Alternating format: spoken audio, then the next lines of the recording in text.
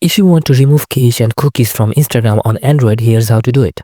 First, clear Instagram's cache by going to Settings, Apps, App Management. Find the Instagram app from the list and tap on it. Storage. Then tap Clear Cache. This removes temporary files without affecting your login details or personal data. If you want a more complete reset, you can also tap Clear Data. This will log you out and reset the app. So make sure you remember your login details before doing this. Another way to clear cached data is by uninstalling and reinstalling Instagram. Simply long press the Instagram app and tap uninstall. Restart your phone and reinstall the app from the Google Play Store. If you use Instagram in a browser, clearing cookies is also important. Open your browser, go to Settings, Privacy and Security, and clear cookies and site data. That's it, your Instagram cache and cookies are now cleared, which should help with the app performance and storage space. If this helped, don't forget to like, share and subscribe for more Instagram fixes.